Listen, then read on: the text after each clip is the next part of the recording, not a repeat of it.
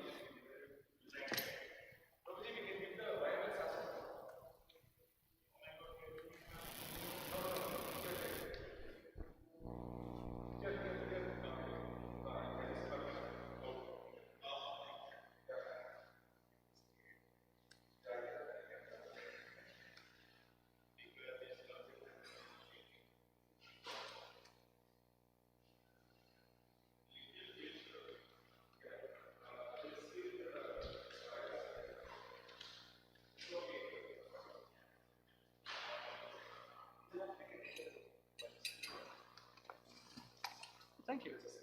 Awesome.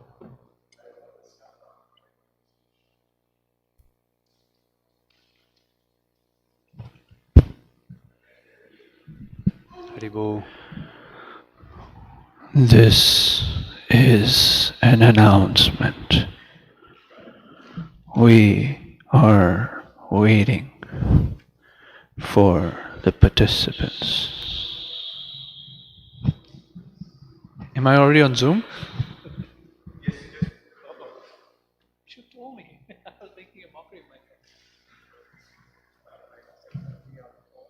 No, I think you are.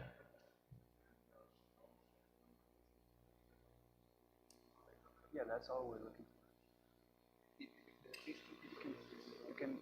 You let Matajis know we're starting? You let them know we're starting, the Matajis? Yeah, no problem. This is a casual retreat.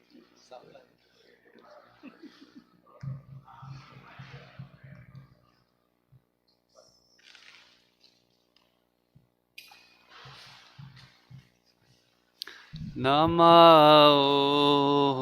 Vishnupadaya Krishna Prestaya Bhutale Srimate Bhakti Vedanta Swami Iti Namine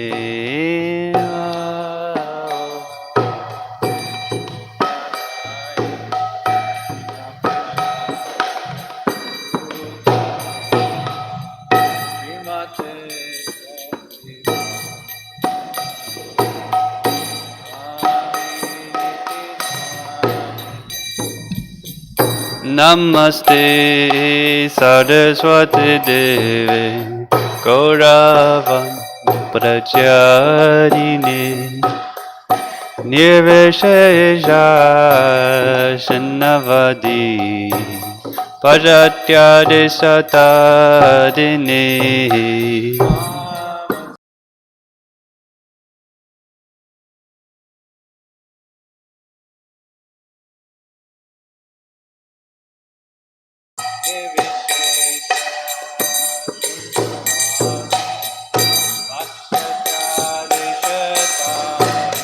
Jaya Shri Krishna Chaitanya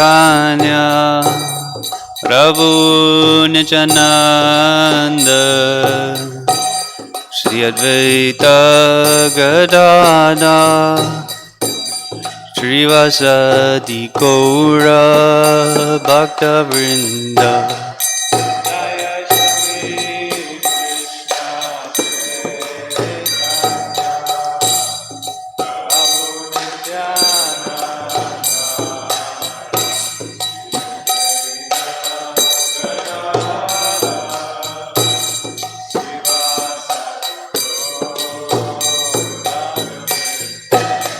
Jaya Shri Krishna Chaitanya Prabhu Nityananda Shri Advaita Gadadhar Srivasadi Gaura Bhakta Vrinda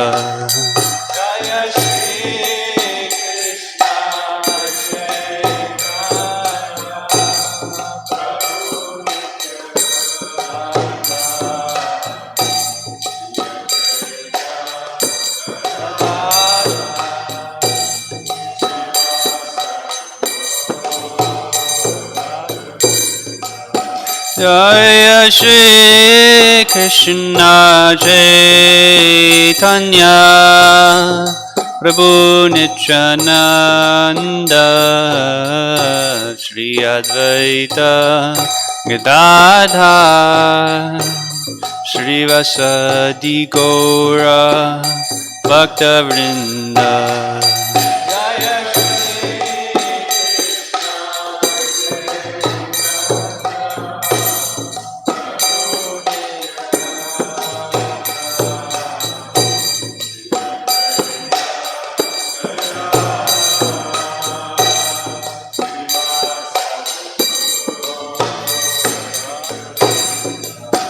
Hare Krishna, Krishna Krishna, Hare Hare, Hare Rama,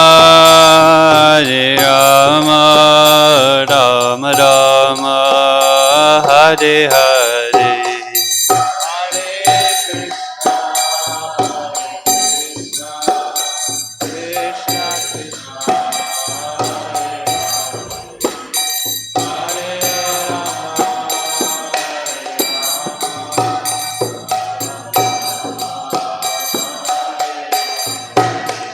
Hare Krishna, Krishna Krishna, Hare Hare, Hare Rama, Rama Rama, Hare Hare.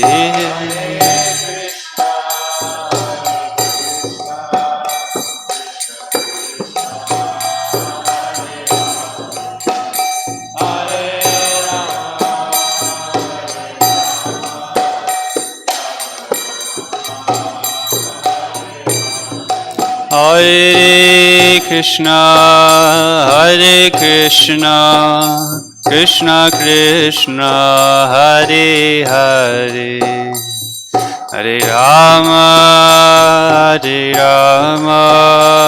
Rama Rama, Hare Hare.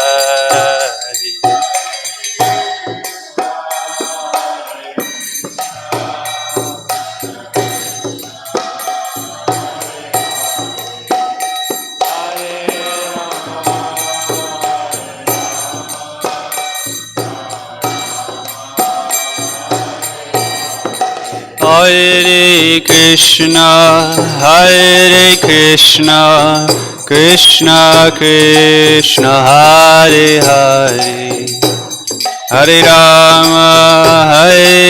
Rama, Rama Rama, Hare Hare.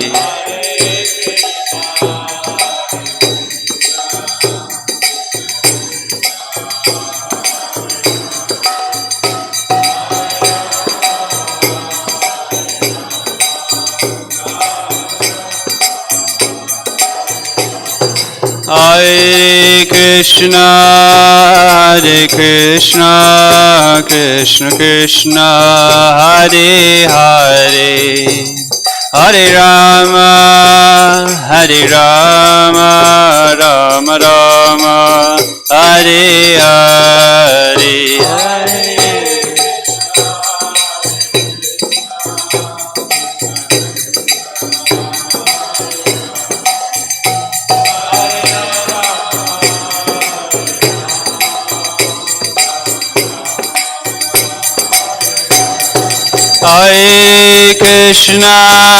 Hare Krishna, Krishna Krishna, Hare Hare, Hare Rama,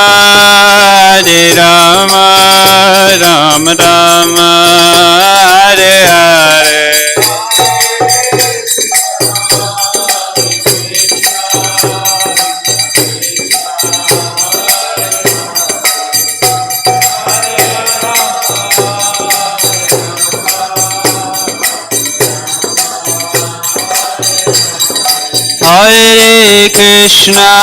Hare Krishna, Krishna Krishna, Hare Hare, Hare Rama, Rama Rama, Hare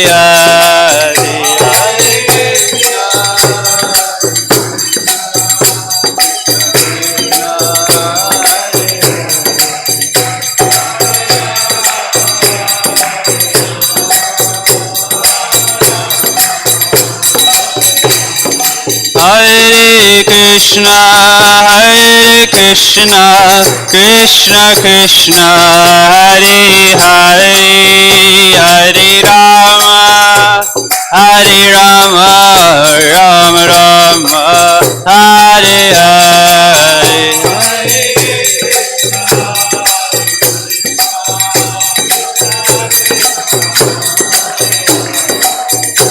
Hare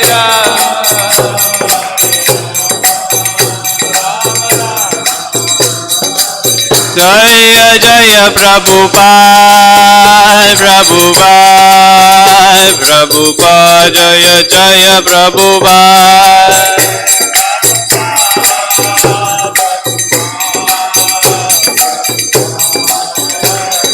Nitai Gaura Haribo, Haribo, Haribo, Nitai Gaura Haribo.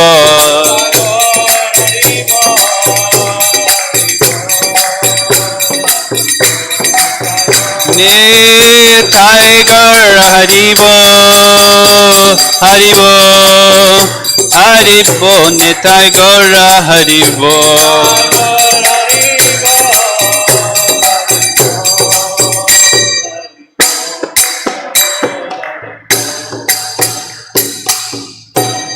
Go Premanandi. You have a mic? You have a mic? What? You have a mic? I do. Okay.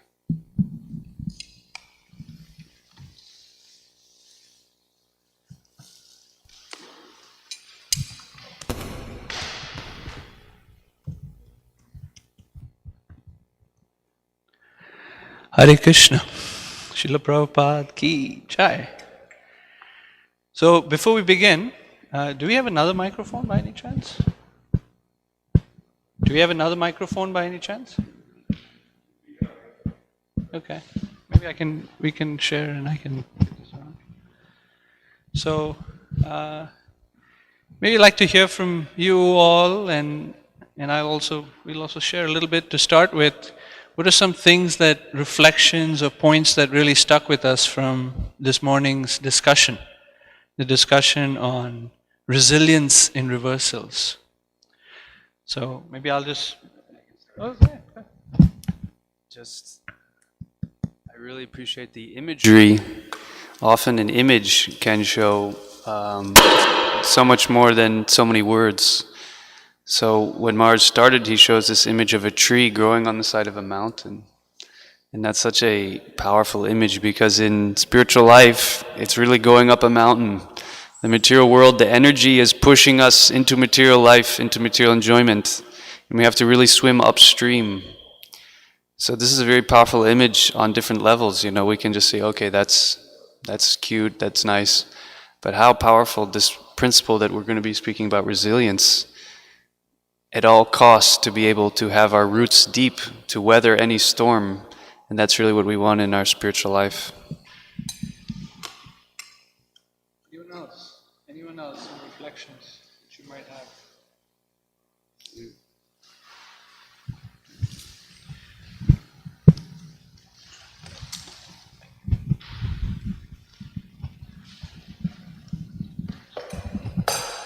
For me, it was also it came at a really good time because I've been having a really bad time in the pharmacy. And like people with everything that's going on, and my stress level is like really high. So when Guru Maharaj was like, give the pyramid of the tip of the iceberg and what's their value. So it really hit home to me. I'm like, okay, I'm gonna try these next week when I go back to work, how to perceive everything and what's my resilience, and at the same time taking shelter when all of this is going on and what my main value is. And not thinking about the outer perception of, like you see a monster there and you're scared. Just think who you are inside and what's your main goal in the long term. What are we here for? So, yeah, that's what really stuck with me.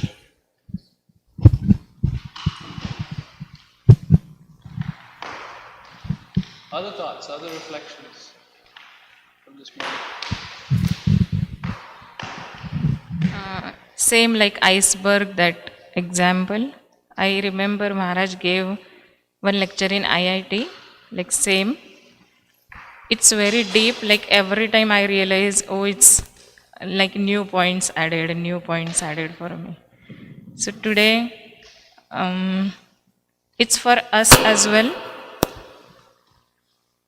to look deeply into us.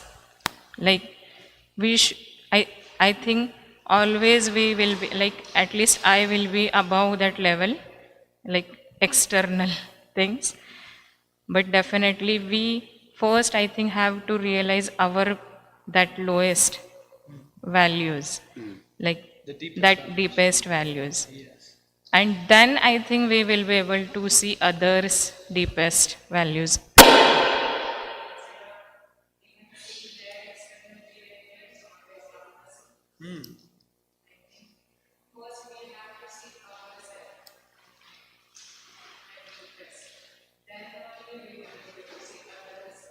So you're having this intuition that if I go deeper within myself and connect with my core values, I'll be more perhaps insightful about others' deeper values that are out there behind what may seem like either disturbing behavior or eccentric behavior or something like that.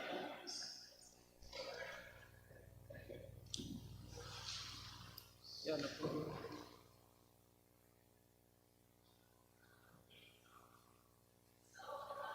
Is the microphone on? I heard an explosion about a couple minutes ago, so it might have impacted the microphone. Okay. Press and hold till it turns on. Well, thank you. So, like, one thing when they said, like, it's your values that hold you together, and more, higher values you have, more resilient you would be. And like, I've been practicing my resilience. Like, I mentioned it to you earlier as well. Like, when I'm in a situation, I try to step out of the situation spiritually and think from a perspective of a third individual who is looking at the situation, and it works well for me generally. So, but this incident happened like last week. I was watching this podcast that was talking about the 9 outrageous cult, which are, and it was just a generic podcast by, I think it loses power every once in a while. so by some individual. And then on the podcast, first on the list was Scientology, second came ISKCON. Till then I was fine. I'm like, okay, me.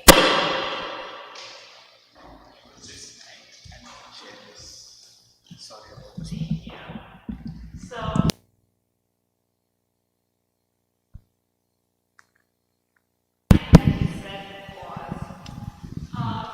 people started making a god out of the characters of the novel. And I was like, okay, now you're questioning my whole ancestry, my culture, are in all the years of Vedic system by calling Krishna a character out of the novel, and okay, that's enough patience to deal with this thing. And I really wanted to write a statement to this guy, and I was like, hold on, think about it. And it took me like 2 days to tell myself, he's saying that because he doesn't know. And I cannot be mad at a person who just doesn't know what's happening. So, yes, it's good to have values that keep you grounded, but at times it takes a lot to practice it and implement it. So, yeah, that was my experience. And sometimes we got to be a little more selective about podcasts we listen to, right? Sure.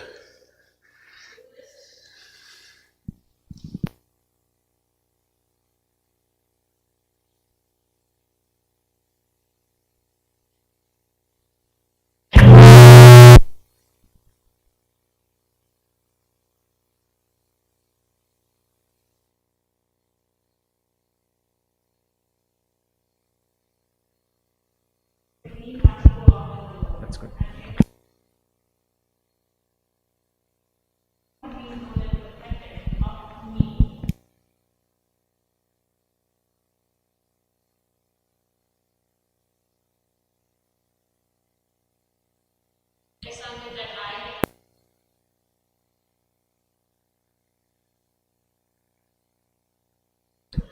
Yeah, thank you. Anyone else would like to share reflections from this morning?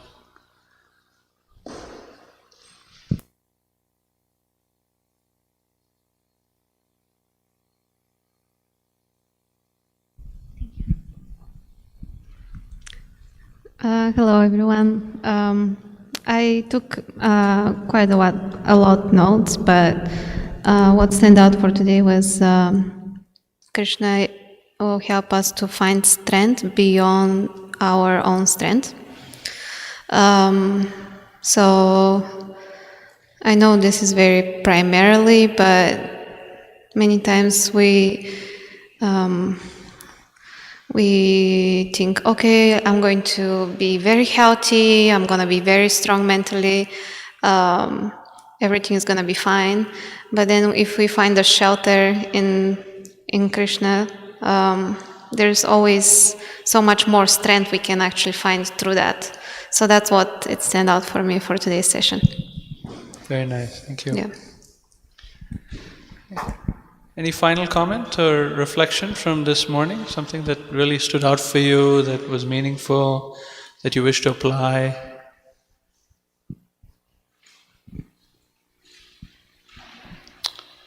Online? Yeah, if anybody online would like to comment.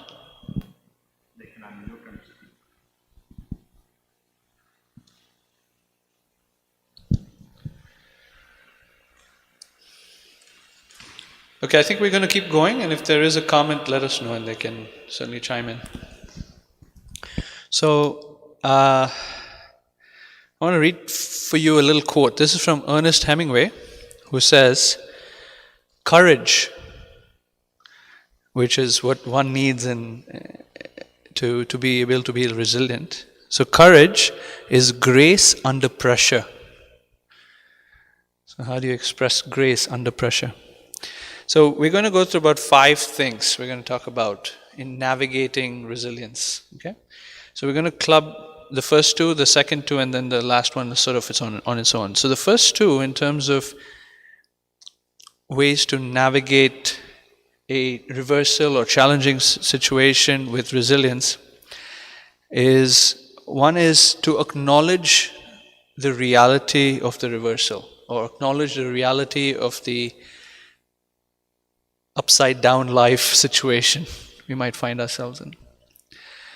And that has several components to it, and I'll express them later. The second one is to be able to embrace our feelings that come as a result of that. So when life turns upside down, there are feelings that we experience: sad, mad, glad, really upset, super confused, not having clarity, and feeling disturbed as a result. So there's a number of feelings that one experiences when your life is turned upside down, right? So to be able to embrace those feelings, not to run away from them, minimize them, and so forth. So there's 3 aspects to this. There's being honest, and part of being honest is being courageous to actually face these things, and then to be very accepting of it. So ultimately, where the transition to spirituality comes, where the ability to be spiritual comes from, is the ability to accept. Very simple thing, but the ability to accept. Sometimes when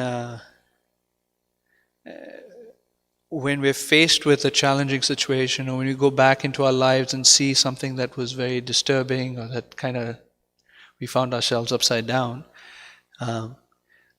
there's a tendency to minimize it, or forget it, or tuck it under the rug. Or to say, yeah, you know what, it was just my karma, and just move on. When in reality, it's not been resolved, it's not been integrated into our lives, not really dealt with it properly. So what happens as a result of that, we then tend to build up behaviors and attitudes that tend to be detrimental. We act in ways that people might find very disturbing, or we find very disturbing, right? So this acceptance or acknowledgement of the reality of the situation is critical. It's kind of like a gateway. We see this in the Bhagavad Gita. In the very beginning of the Bhagavad Gita, Arjuna does this. Arjuna is faced with think about it. A pandemic is one thing, but faced with your family on the other side that you have to kill. And everybody's watching, the world is watching you, right? I mean, that situation, we talk about it a lot, and every time, at least I think about it, it's so moving, it's so dramatic, it's so powerful. There Arjuna is at the brink of this battle with his family members, his guru, his teacher, his grandfather who cared for him. And he has to kill him. So in that state of confusion, Arjuna didn't run away from it. Arjuna faced it. And he expressed himself to an awesome guide, Krishna. And he's, I'm disturbed, I'm confused, even though, he didn't say this, but even though I'm the greatest warrior in the world, and I've, beat the other side by myself before, no problem, but right now I'm just like losing it. I don't want to fight. He was grief-stricken, his tears was running down his eyes. And that was not the only time that happened to Arjuna. In fact, it happened to Arjuna 3 times, at least 3 times during the war. It happened in the beginning, it happened in the middle with Abhimanyu, it happened at the end with Ashtatama. And in all 3 times, Arjuna, his life turned upside down, and he faced it. He expressed his feelings to Krishna. And then only by that he was able to get over time by the help of Krishna. So, this acceptance of the situation, recognizing our feelings and facing those feelings, takes honesty, takes courage, takes acceptance, and those are the preliminary stages to get to being spiritual in the face of an upside down circumstance. Do you want to share something on this? Yeah, some comments and then we'll go through an exercise. Question.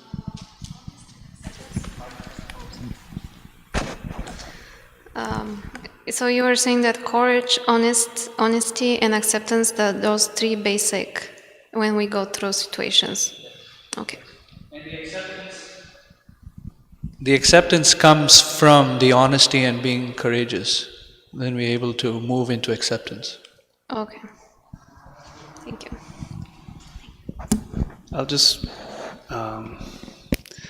Umagyanatimirandasya Gyananjana Salakaya Chakshuro Militam Yena Tasmai Shri Gurave Namaha.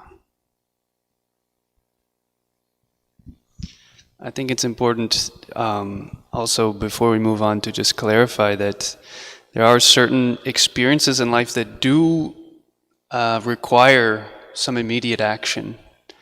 And Mataji mentioned one where if someone makes an offense, then actually there's also a spiritual anger.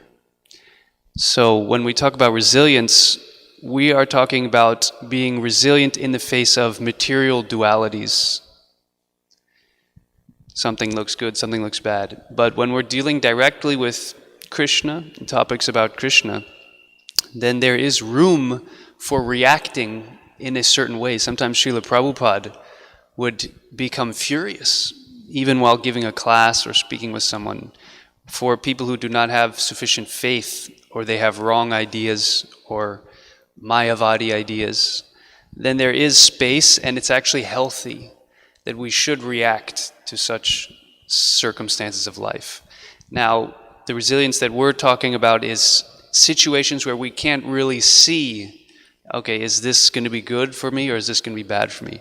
But if someone is directly making a criticism of a devotee or of the Supreme Being, then we don't just tolerate that. We should react, and that will be spiritually beneficial. So I just wanted to clarify that. On this point we have some beautiful examples of Shastra, of how it's a pattern when we read the scripture that Prabhupada has given us, Srimad Bhagavatam. It's not all peachy. And the reason these, the epics like Mahabharata the reason the Lord enacts his pastimes is often in such a heart-wrenching way, in such a dramatic way, is to teach us later, who will come later, how spiritual life is something very dynamic, and it's not an autopilot program. And so many severe tests and challenges are mentioned throughout the scripture, which Krishna designs it that way. When you read Srimad Bhagavatam, it's not just they lived happily ever after.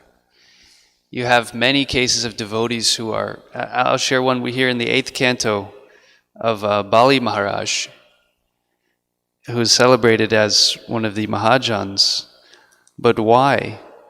And this is one verse that describes what he had to go through. Although bereft of his riches, fallen from his original position, defeated and arrested by his enemies, rebuked and deserted by his relatives and friends, although suffering the pain of being bound, and although rebuked and cursed by his spiritual master, Bali Maharaj, being fixed in his vow, did not give up his truthfulness. It was certainly with pretension that I spoke about religious principles, but he did not give up religious principles, for he is true to his word. And Prabhupada explains, Bali Maharaj passed the severe test put before him by the Supreme Personality of Godhead. This is further proof of the Lord's mercy toward the devotee. The Supreme Personality of Godhead sometimes puts a devotee to severe tests that are almost unbearable. And he says, the Supreme Personality of Godhead not only tested him, but also gave him the strength to tolerate such adversity. The Lord is so kind to his devotee that when severely testing him, the Lord gives him the necessary strength to be tolerant and continue to remain a glorious devotee. So what we see in these circumstances are that despite, as we'll get into more, the duality, spiritual life is about remaining fixed in in consciousness. And that can only happen when there is a deep connection with Krishna. So this is why other schools, other teachings, even other philosophies, they cannot really establish tolerance and resilience, because the root of our soul, we are part of Krishna. So the only way we can really develop that is connecting with the true self, the self of the self. Everything else is insubstantial, insignificant. It's unable to really provide us the tool. In order to get to the tool, like she said, the bottom of the iceberg, it's Krishna. He's the root of all existence. And when we tap into that, that is the strength to overcome everything. But if we look X, Y, and Z and all the other places, or the different circumstances we find ourselves, we won't get that strength until we connect with Krishna. Any comments or reflections online so far? Okay. So we have a sort of like an exercise to go through, but yeah, if there are any questions or comments at this point? Thank you for your explanation. I want to ask more of a question. So besides chanting, helping the others, like how would you describe the connection? Like I would like to hear more experience. I know for different people it's different, but sometimes I want to hear somebody who has more experience. What would be the feeling that you feel more and more connected? Prabhupada explains that as our spiritual life increases, a symptom is that detachment awakens. So Prabhupada would use this as a good indicator of how much we are deep in our spiritual life, how much we get affected by the movings of the material world. So in terms of a practical experience, it can only come when there's some detachment. As long as there's material attachment to this things, we have hopes invested in the material world. And the proper position of the soul is to invest all of our hope in Krishna. So when Krishna, another word we use is shelter. When Krishna becomes the main object of our mind, this is another way we can test. Where does our mind go in these challenges? So practically, this attachment to Krishna will mean, in these circumstances, our mind will just go to Krishna, and Bhaktivinoda Thakur explains the process of saranagati, or surrender, that we feel Krishna is my protector, and Krishna is my maintainer. Now, if you take deep shelter of that teaching, and you really realize, in any circumstance, only Krishna will protect me, only Krishna will maintain me, then you can feel that peace. And, love is about thinking about someone. You don't love someone you never think about. So there has to be a constant thought of someone else to develop love for them. So this allows the mind, when we've taken shelter, it's like having a roof over our head. Now I've taken shelter of Krishna, so now my mind can go to him in these challenges. And we will, like you said, you can't really describe it. It's kind of it's experiential. But in my experience, or from what I've heard, is that Krishna is a dynamic reality. Krishna is not just a historical personality. It's a living relationship, moment to moment. And when we become more and more practiced, we can tap into this reality. It's existing now at all, Krishna and the spiritual world. So we want to learn how to tap into that deeper and deeper. Krishna is so beautiful and kind and loving, and he has all these divine qualities. So when our mind is attracted to that, the little things that happen to us, they just pale in comparison. And ultimately we're getting a superior taste. We really have to awaken a taste in our practice of bhakti. And there are opportunities we have for that, like chanting kirtan. Krishna wants to bring himself into our mind. We have to let him in. And we've let in so many other things, so we have to now say, okay, everyone else, you have to exit. Show's over. Everyone has to go. Krishna, only you can come in now.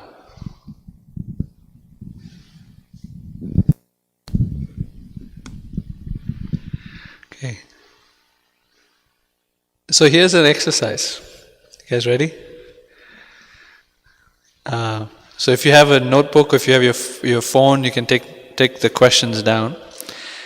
And we're going to start with doing this on your own. So to just contemplate and consider these questions. Are there current or prior situations in my life? Now, not my life means you get the point.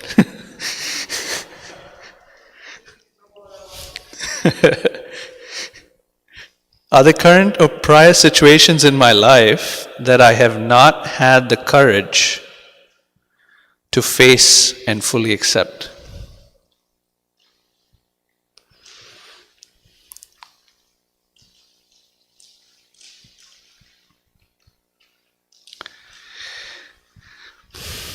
Did I acknowledge how I felt, angry, confused, sad, betrayed, etc.?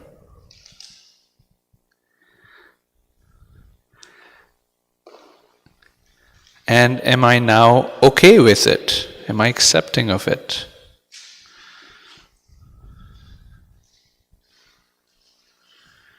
More importantly, do I see it as Krishna's arrangement?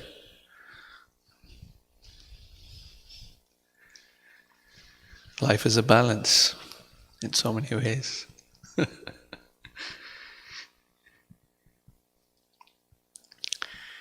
And then, what difficulties do I experience with just being accepting? and saying it's fine. Like Maharaj was saying this morning, it's okay. And he said, it's okay, and it's okay. And the next situation, it's okay. Is it okay? Ask yourself, is it okay?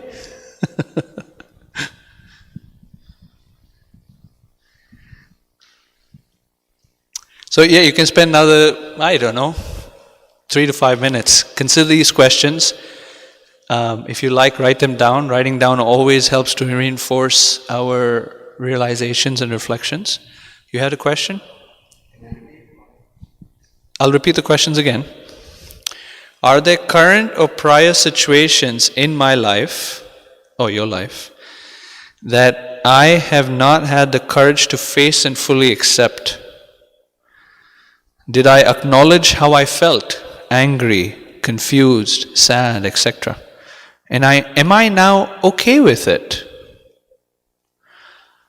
Key question. Do I see it as Krishna's arrangement? Like really? And then what difficulties do I experience with being accepting?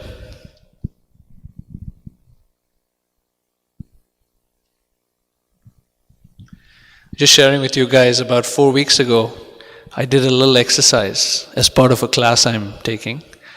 And that exercise was to do, it's called a loss history graph. I'm used to, two-dimensional graphs of either business side of things or of engineering things, but this was a loss history graph. And the exercise was to go to the beginning of my life in this particular body and identify all of the losses I've gone through in my life. And what was my reaction, how others reacted to it, and whether that's sort of integrated well in my life now. It was a powerful exercise. And there were others who also did it and found it to be very, very meaningful. Because they were like, and these are devotees who've been practicing for 30 years. And they said, wow, now I understand why I behave the way I do. Anyway, take some time and think about those questions.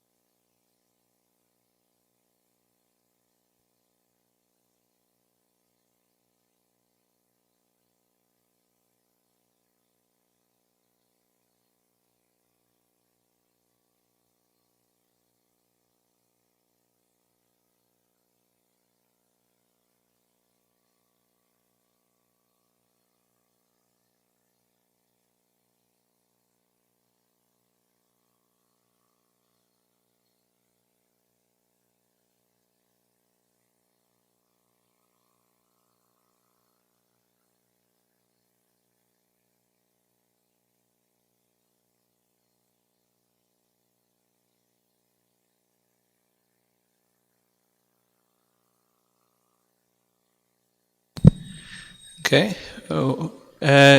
Here's a tough one.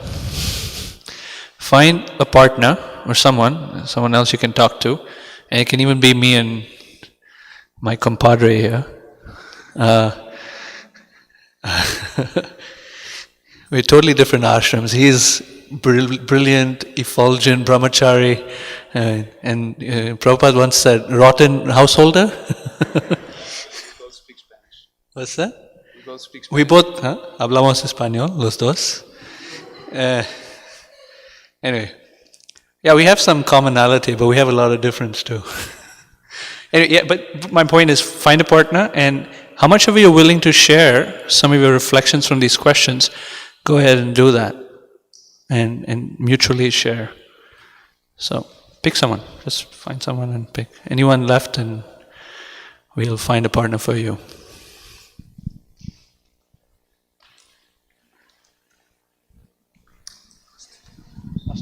You want to go with one of them?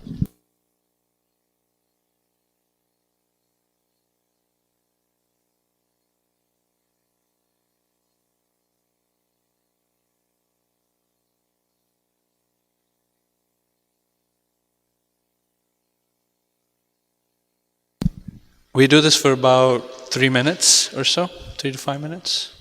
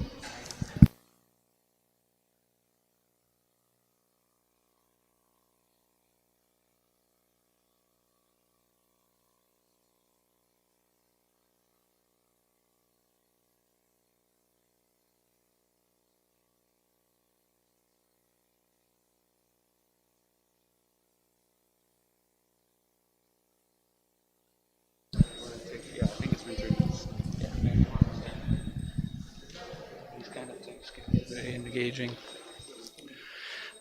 No, we will pause, yeah. Hare Krishna, everyone.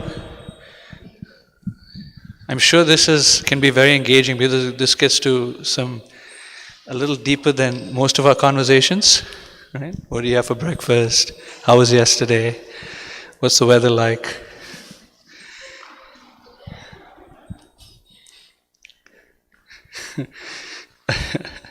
Did you like the pav bhaji?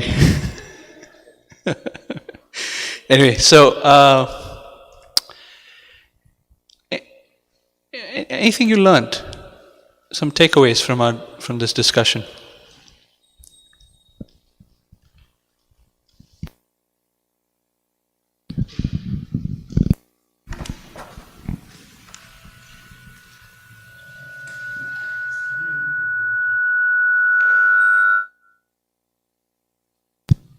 Yeah. Pass it to. Oh, did you want to say something? Yeah. Oh, go ahead. Go ahead. Okay. So, it like these things will be always in back of mind, like up downs in life. But Up, down, in? life, Oh, like it is continuous Yeah. always. But like this exercise helps to think over it. Like of course, when like you said, when we write it down, it's like more clear always. Like okay, this. So this exercise helped me to recollect. put your mic closer because you're speaking through a mask. Yeah. Okay. So it's reminded me, of course, one big incident happened in my life in childhood, and it lasted almost 20 years of my life. But that time, we never had that feeling of shelter of Krishna. Though we have faith in God, like vaguely, like everybody will have, and definitely we never had surrendering to Krishna. It's always like we have to do it, we have to take control of that situation, we have to come out of it. But like we never had that feeling that okay, he is there and he will take control of us, we only have to surrender unto him. So because now, even now we will have up downs in life, but it's a large difference I can see, like in my thinking as well. Not fully, I know I am not fully surrendered even now, but I know he is there for us. So it's like I can make out that difference very clearly now, that situation and now. So this helped me like clear cut. Anyway, I have that in mind, but this exercise helped me to come to that. It helped to bring out that intuitive feeling that there's been such Yes. a dramatic change in your Yes. own perspective of life. Yeah. Yes. Thank you. Yeah, thank you. Shri. First of all, I like what Acharya Nisha Prabhu said. The proper position of the soul is to invest all our hope in Krishna. I think that is really the simple thinking, higher living.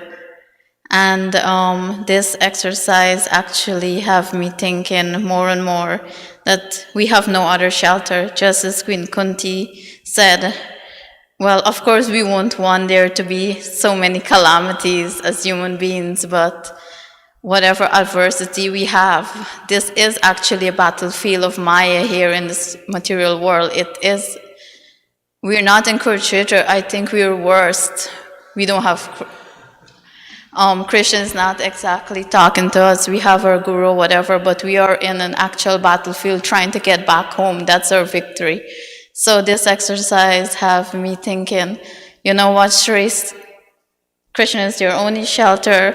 Whenever anything is going on, just think about Krishna feet, as my Siksha Guru told me today. So thank you for this exercise. Krishna. So I hope you're not going to pay for another pandemic, right? I mean, you were quoting Queen Kunti, and she prays for calamities. So take it easy. Thank you. You want to share? Okay, so maybe we take one more and then we'll continue on. Nupur?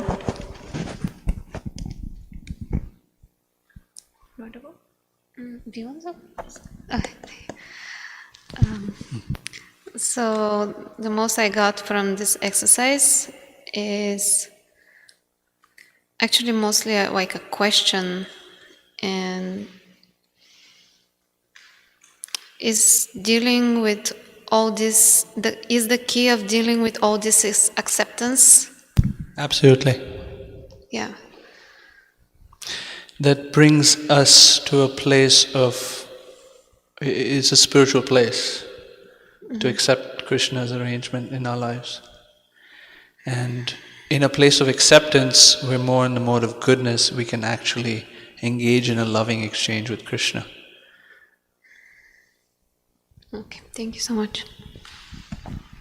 Can I In add? the Bhagavatam, it describes how one needs to be, the example of firewood is given. Wet firewood cannot be ignited. But when firewood is dry, then it can be ignited with spirituality. So in the mode of goodness, which is characterized by a sense of peace and calm, which is enabled by acceptance, then the power of love can manifest. So first would be, the first step would be acceptance, and then... And in relation to Krishna, and part of that enabling is what he was saying in terms of our chanting and our kirtan and our ways of bhakti help to dry the wood, but they also help to ignite the wood. Okay. Yeah.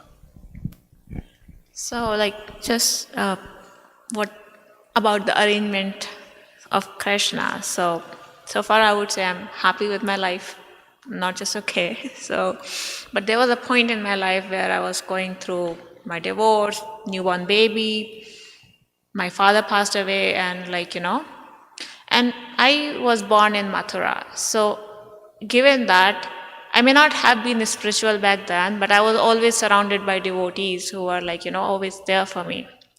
So I was talking to this friend of mine, and we were in Bangalore and in India, and we were at her place, and I was like, what just happened to my life? And she's like, look outside.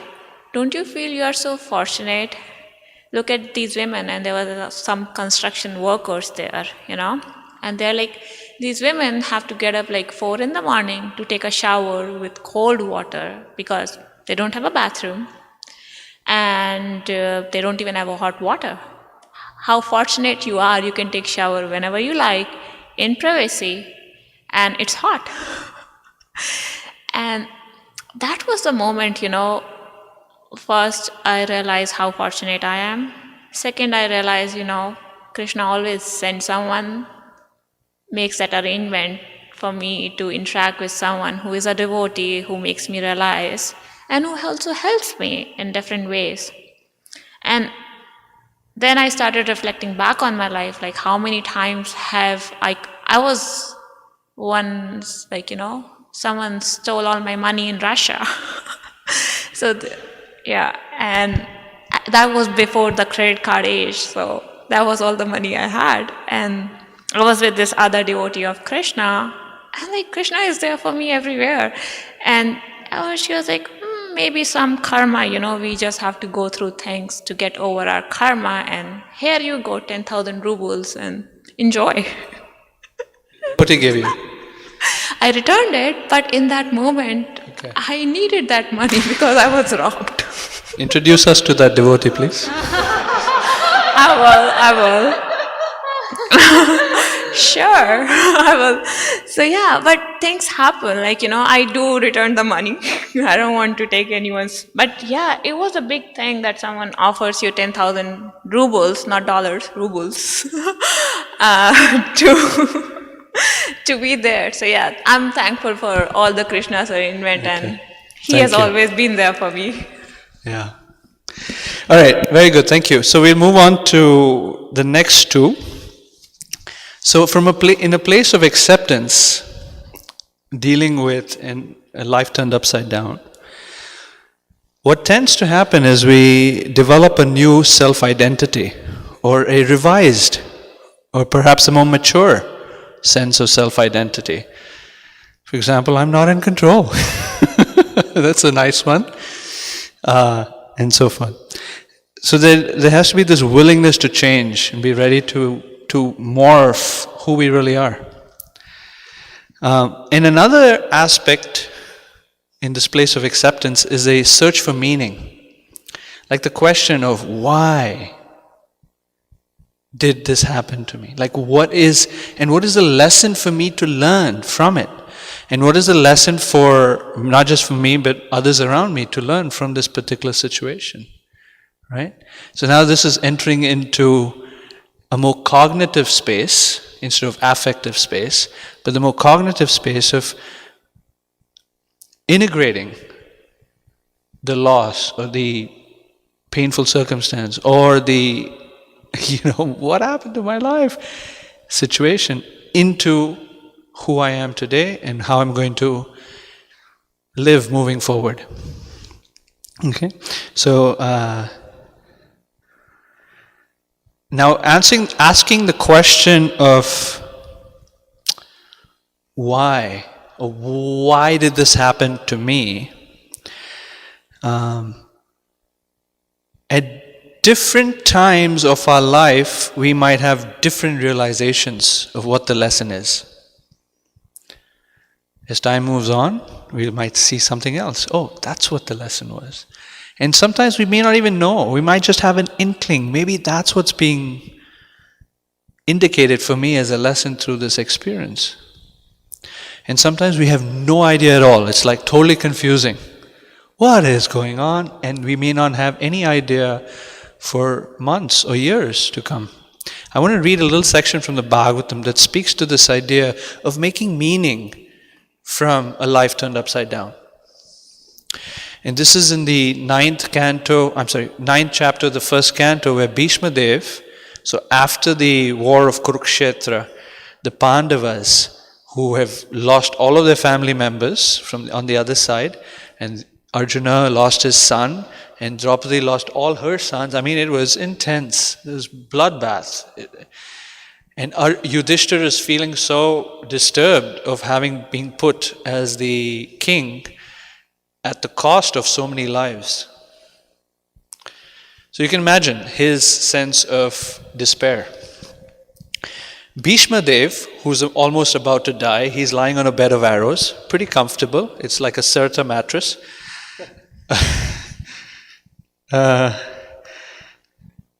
Speaks the most wise words possible. So let's hear what he has to say. Oh, what terrible sufferings and what terrible injustices. Ever get the feeling, this is not fair. This is just not right. This is not fair. It happens everywhere, all the time, even in devotee communities. What terrible sufferings, what terrible injustices you good souls suffer for being the sons of religion personified. You did not deserve to remain alive under those tribulations. Yet you were protected by the Brahmanas, God, and religion. There's a lot to say about each one of these verses, but I'm going to get to the punchline. Next one, he says, as far as my daughter-in-law, Kunti, is concerned, upon the great General Pandu's death, she became a widow with many children, and therefore she suffered greatly. And when you were grown up, she suffered a great deal also because of your actions. He's talking to the Pandavas, her sons. So his focus went to Kunti and thinking about how Kunti has suffered so much. And boy, was Kunti a pure devotee. Ever since she was a young girl, she had such faith in God and Krishna. She had such shelter in Krishna. Yet, the pain she went through was just unfathomable. In my opinion, so why does this all happen? He says, in my opinion, this is all due to inevitable time, under whose control everyone in every planet is carried, just as clouds are carried by the wind. So a cloud can protest, hey wind, stop pushing me around. Tired of you pushing me around. Like that, our lives are being pushed around by the force of time. We might have the illusion that we're making things happen. I just got a new job, for example, and prior to transitioning to that, my meditation or realization was, I don't know how. In fact, I went back and I thought about all of my career transitions, and I saw that in each one of those career transitions, it wasn't something I did, it was some external circumstance that triggered it for it to happen. In other words, I'm a cloud and time is wind.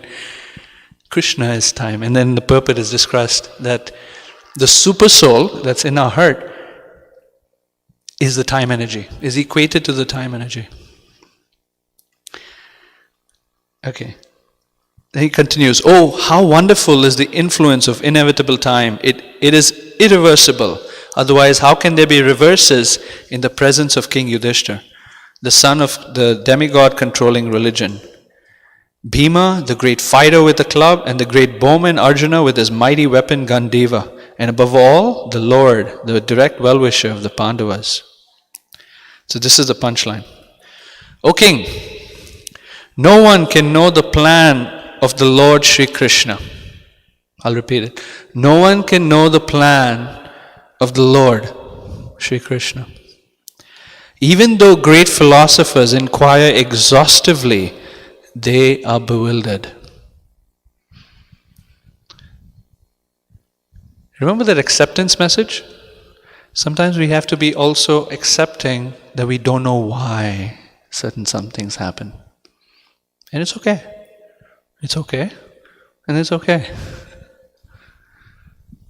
Would you like to comment on that? I was just curious what's coming up.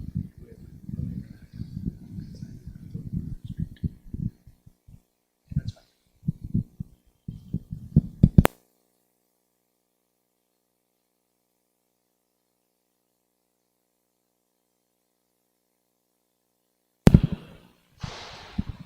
It's very interesting. We might wonder, here's Bhishma Dev, he's a pure devotee, and he's saying, why does this happen? It's due to time.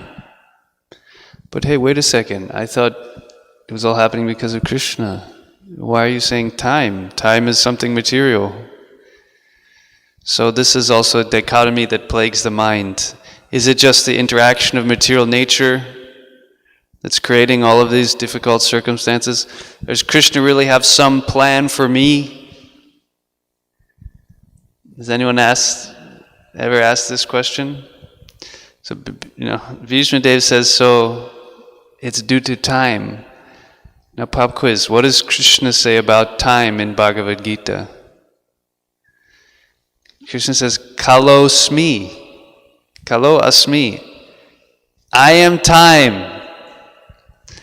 So on a material level, we can see there's two ways of seeing life. There's two ways of seeing all these circumstances. One is the material aspect, but Prabhupada has really etched in our mind, Daivi hiesha gunamayi mamamaya duratiya. He says how this material energy, maya dyakshena prakriti suyate sacharacharam. That's the verse. That the material energy is working under my direction.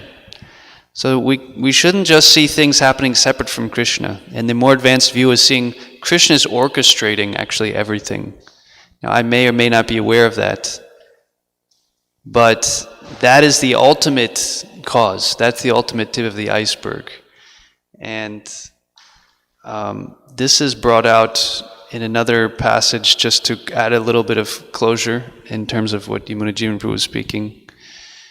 How taking a deeper look at these challenges, and he mentioned how the purport does equate time with the super soul, but what is the connection?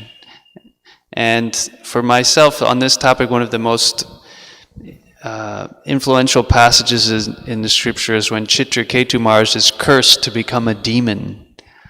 Right? He's a pure devotee. He's glorifying Krishna, and he's cursed. You go go and become a demon now. I mean, as he said, we go through our little challenges, but we don't get cursed to become a demon. That's pretty intense. And how does he deal with this? He approaches Parvati, he says, "My dear mother, with my own hands folded together, I accept the curse upon me. I do not mind the curse, for happiness and distress are given by the demigods as a result of one's past deeds." So let's see how he evaluates this. Prabhupada explains, since Chitraketu was a devotee of the Lord, he was not at all disturbed by the curse of Mother Parvati.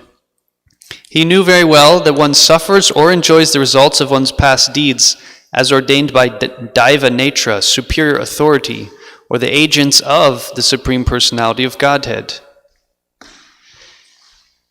He could see that this punishment had been ordained, thus the king did not mind it.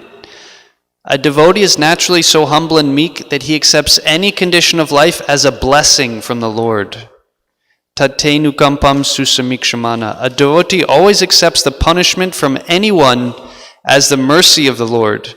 If one lives in this conception of life, he sees whatever reverses occur to be due to his past misdeeds, and therefore he never accuses anyone. On the contrary, he becomes increasingly attached to the Supreme Personality of Godhead because of his being purified by his suffering. Suffering, therefore, is also a process of purification. So taking the next step, Prabhupada has taught us that our mood is whatever calamities I deserve worse, Krishna is giving me only a fraction. And in that how, as Maharaj mentioned, what is that point that a sadhu can bear all things? When he's able to see Krishna's mercy, we talked about seeing Krishna in this, but let's see Krishna's mercy, that I deserve a devotee's humble. So he feels like Krishna's giving me just a token. Now, not just tolerating, I can be grateful for this. I can actually see, I can develop love for Krishna through this. And so this is a false dilemma, false dichotomy. Is it material nature? Is it Krishna?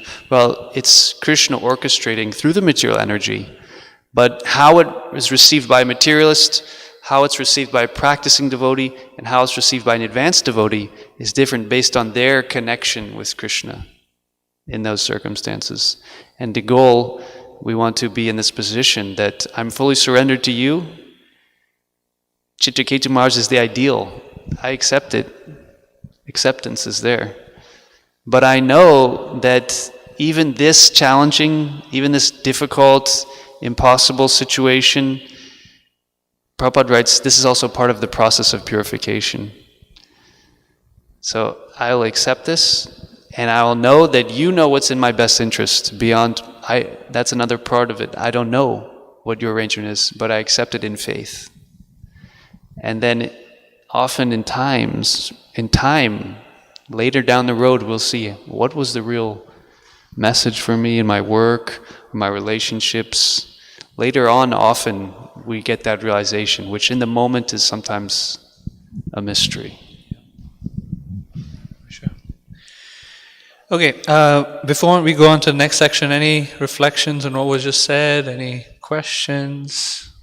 Something you'd like to bring up as an additional point?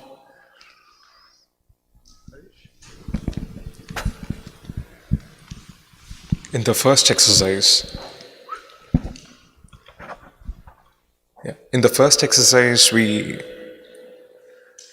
one of the questions was, do I see it as Krishna's arrangement?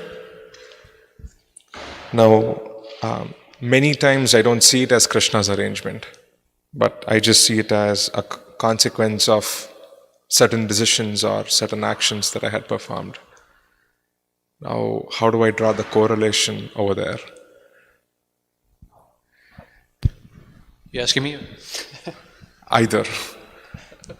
It's Krishna's arrangement. You have to answer this question. Okay, what we understand from Bhagavad Gita is that it depends on our faith in Krishna, our relationship with Krishna. Krishna says, "Ye yata mam prapadyante tam sataiva bhajamiham." To the degree that we're in this loving relationship with Krishna, to that degree He's protecting us. So it will be different for everyone. If we are not so much surrendered to Krishna, then Krishna's hand might be more distant for us to perceive.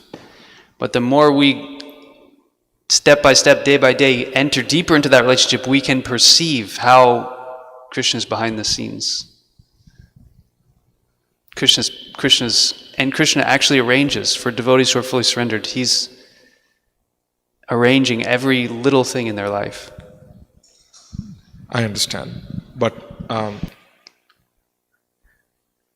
from where I am today and looking at, let's say... Let me just make sure we understand the question. And Sure. let me repeat it and make sure that, that we capture it. So, because I heard a few things and I was a little confused. Are you saying that when you engage in an activity and you see a result, then you kind of put the blame on yourself, or you give your credit to yourself for that activity, or for the result of that activity?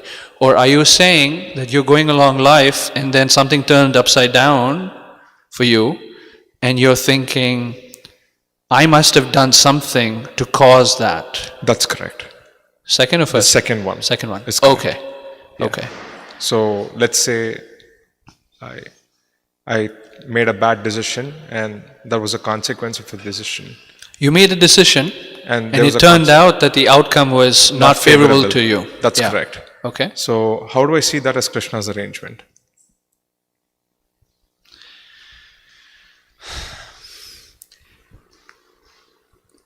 It's to do with faith. And our conviction in... The reason why I ask is because I'm probably not thinking about Krishna when I made that decision either. Sure.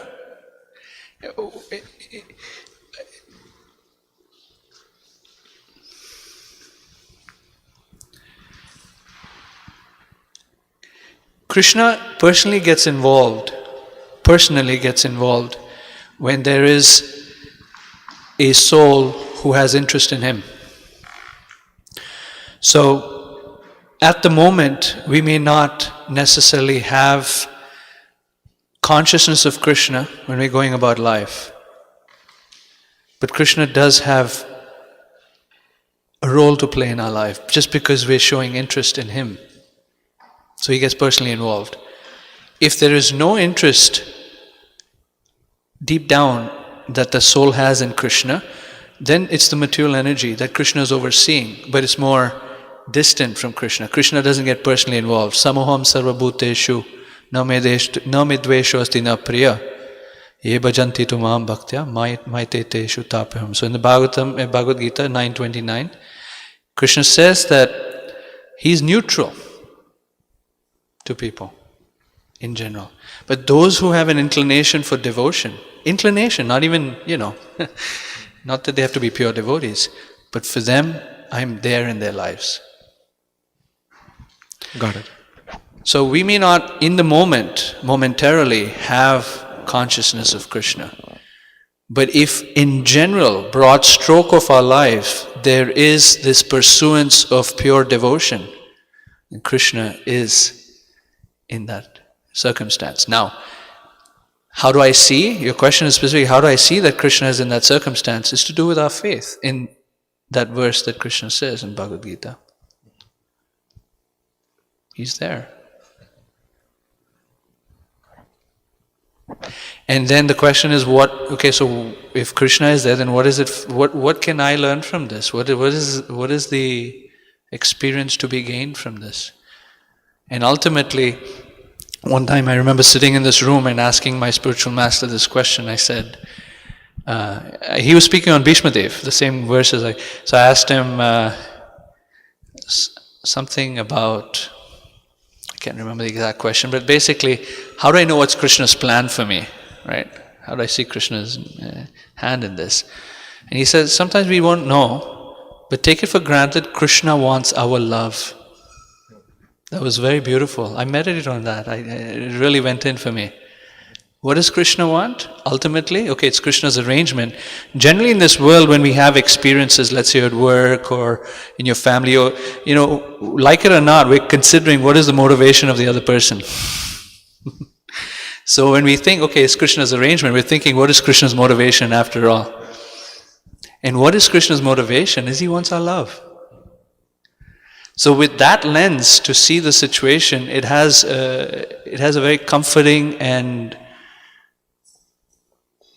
heart-connecting opportunity, because Krishna wants our love through that situation, whatever that thing is. So how can I learn from this situation for me to become closer to Him and tighter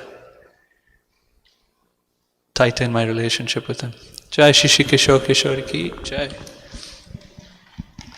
Does that help? It really does, thank you. I do have one more question. Is that something you can take now? Sure.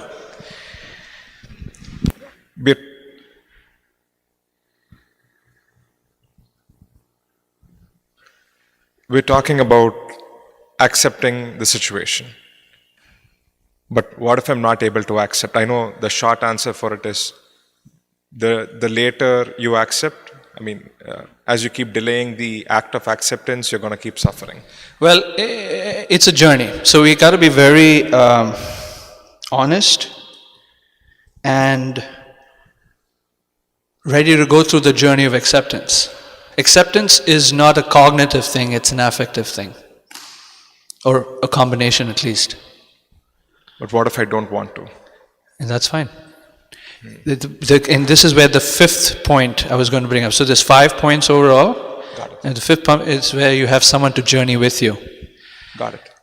As you go through denial and inability, anger, denial, these emotions towards a particular something that we're unable to accept is natural and normal. Not to necessarily feel that one is a cuckoo devotee and useless devotee or anything like that, but rather that's natural and normal, and what we need is some healing from it. And so having a mature person to work with, to share our heart with and express our feelings is the most powerful way to journey through the dark forest of non-acceptance into the light of acceptance. As you think about the visual of being in a forest, of a dark forest, it's very tough. I don't want the light. I don't need the light. I don't want to accept. But to have a companion to go with us as we're journeying through this dark forest can be very helpful. It may take time. We might get distracted. But just stick with the journey. Understood. And through sharing our heart and expressing our feelings and expressing our emotions and sharing the circumstance and all of the things around it has a very, very powerful healing effect to get into the space of acceptance. Okay? Yeah, thank you.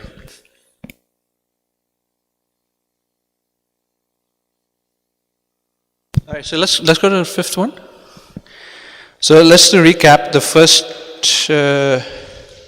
two is acknowledge the reality of our reversal, which is that honesty, and embracing the pain of loss, so it's embracing the pain of the life turned upside down. So honesty, courage, acceptance. And then we talked about finding a new identity for ourselves and searching for meaning, right? And through it our relationship with Krishna is enhanced. Now the last, which is actually not at the end of it, but it's actually something that is required or is very powerful influence from beginning to end, and that is to receive ongoing support from others.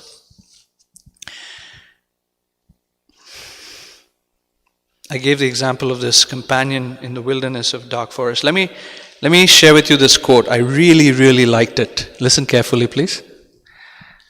Walking with a friend in the dark is better than walking alone in the light. And we see this in the life of one example in the scripture is Dhruva Maharaj.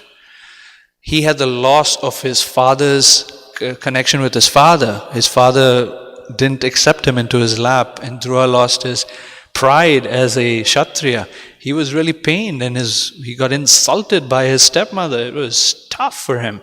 But he had his mother to journey with him, and he had Narada to help him through it.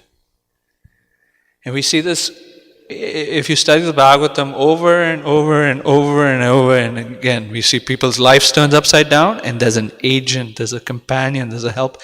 King Chitraketu, the example there, he had Angira, and he had Narada to help him go through that dark space in his life, having lost his son, and so forth.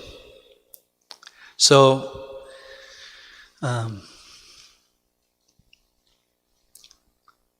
we need, and it would be really nice if we have some ongoing support from others. So I was going to do an exercise. Did you want to make a comment on this, or shall we move on this? Maybe at the end. Okay.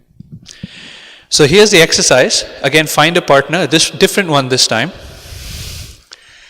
and identify 2 persons in your life that you can companion, or that can companion you through life's upside down circumstances. And question, are they devotees of the Lord? And ask yourself this question, why do you trust them to accompany you in your challenging journey? Why do you trust them to accompany you in your challenging journey? All right, so find a partner.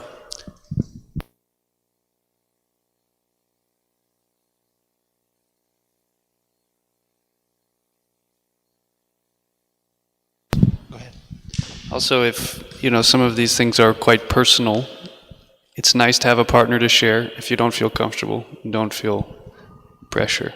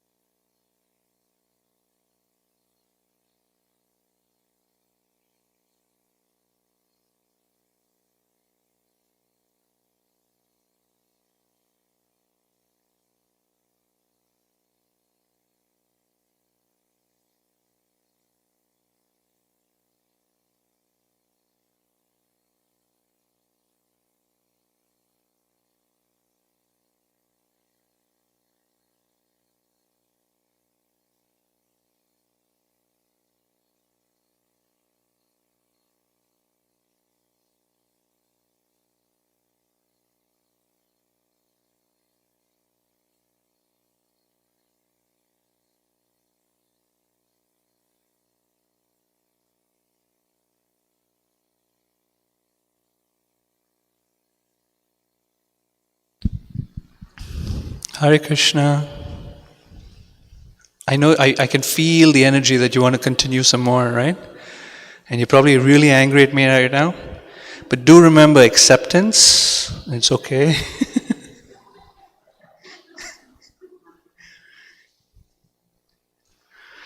Some just ignore, and that's fine too. Hare Krishna. Oh Shri. Sorry, I know it's a very engaging topic, but okay. So, can we have any reflections or comments or thoughts from what we just from this little exercise? Anything anyone would like to share? If not, that's fine too.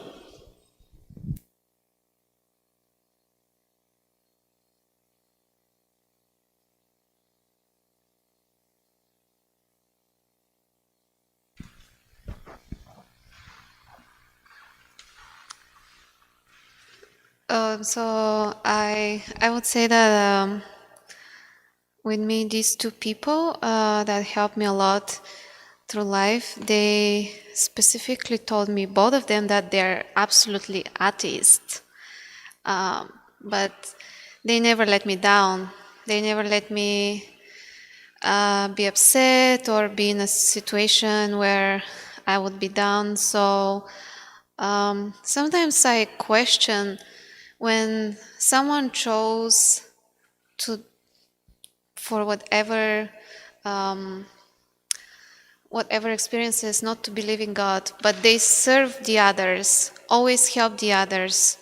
And these two specifically, one of them is very environmental oriented, never eats meat, vegan, always making sure doesn't use plastic, so can save the world in this way. So if someone is doing so much work that is related of helping the others, helping the animals, but they say, well, I don't believe in God, isn't that Krishna still loves them a lot, even though they don't necessarily find the connection? That is my question. Yes.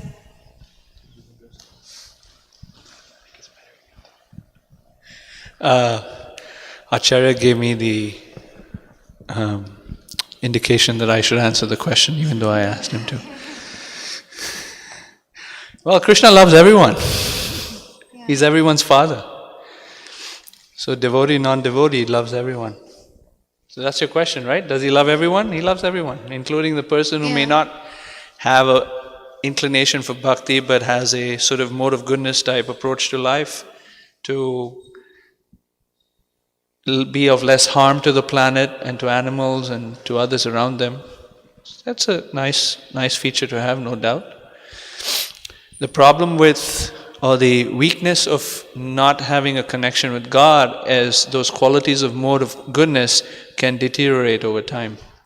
What happens with the connection with God is that it sustains that emotion, or not emotion, it sustains that character or behavior. Time has a tendency to destroy all things, including such behavior. So, having said that, back to your question of doesn't Krishna love the person? Sure. Krishna loves everyone, including the little insect that was crawling on Austin, and Vamshidhari very carefully and lovingly put it in a piece of paper and took it out. He could have just said, da-dant, da-dant, da-dant, da-dant. Okay? Yeah, thank you so much. Okay, any other?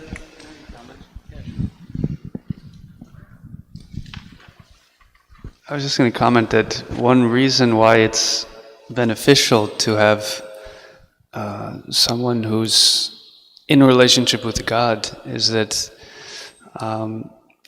others may be able to offer the external, like on the surface, support or assistance, but they're not going to bring us to the root. They're not going to be able to shine a light on the situation from where the root is. So it may help us temporarily, it might make us feel better, but the problem is a little deeper really. And so it's good at least one person that we can reach out to is also a devotee. Thank you. So the question, both of the persons that have helped me so much and instrumental for me, both are devotees. One is my mom, and one is a devotee of the temple. And thinking about it is, I trusted their decision because they were devotees. I felt they're devotee of Krishna. I'm a devotee, so they're going to steer me in the right path. I trusted their character because they're devotees.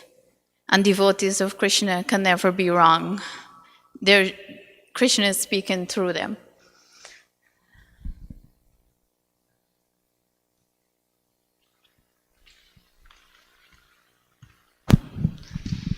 All right. So at this point, we're winding down. We're just kind of concluding the session. On another angle, just to kind of conclude, it's also important to understand the nature of this place and to remind us that we still have this kind of expectation for some type of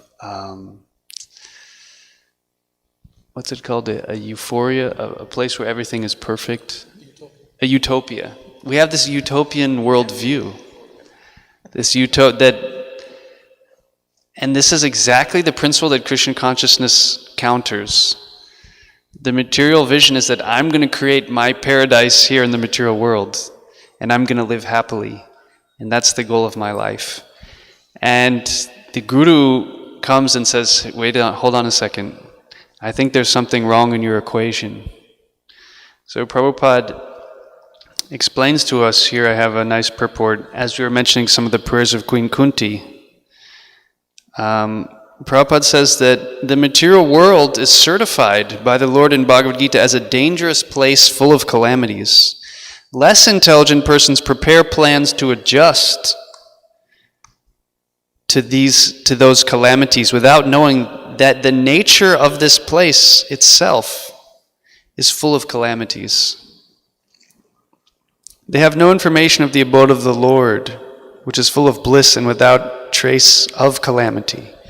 The duty of the sane person, therefore, is to be undisturbed by worldly calamities, which are sure to happen in all circumstances.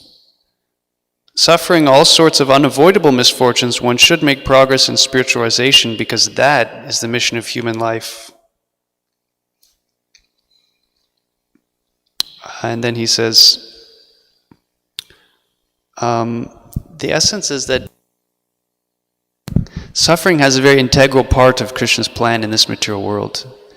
And as long as we're still running on this kind of programming to make so many adjustments, as long as we're afraid of really suffering, we have a devotee, and as we read, sometimes suffering is our best friend.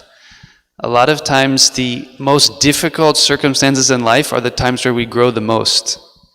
So we should also not be in this position of trying to micromanage the circumstances in our life and protect everything so carefully.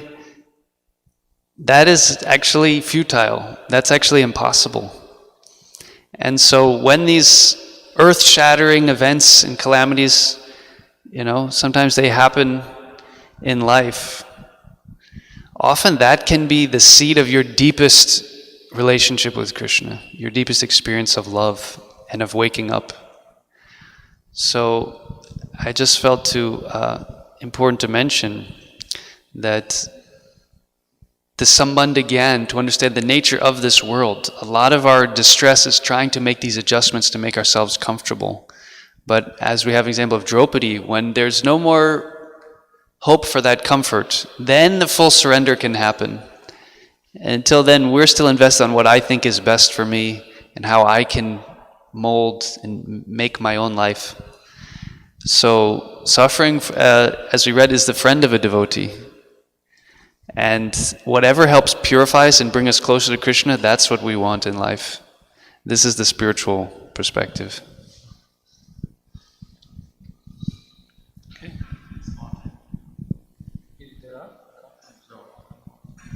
To invite them? Yeah, anyone online would like to share some comments or reflections from spending time with the group for the last hour and a half or so? Okay, you're welcome to unmute and speak. We've somehow got the magic technology working.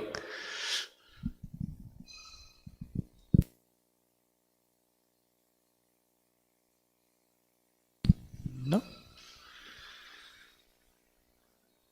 All right. So what's next? We've got lunch at 1, right? So we can head down to lunch in the next 5-10 minutes, and then following that is 2 p.m. Requesting everyone to be at the lobby. We'll head down, walk down to the beach, socially distant. And we'll do that, and we'll do a meditation by the lake. We have a group of other devotees coming? Yeah, so we have another group of devotees. So we'll be a big, not that big, but a few more handful of persons coming. And we'll go by the lake. It'll be nice open air and safer, and also more nourishing to sort of sit down and meditate and try to soak in this message of resilience in a life turned upside down. Okay, thank you all very much. I was absolutely loving your participation. It was fantastic. So thank you all very much. Hare Krishna. And hopefully you got something out of it. Srila Prabhupada ki Jai. And I loved doing this with you, by the way. It was awesome. Hare Bol.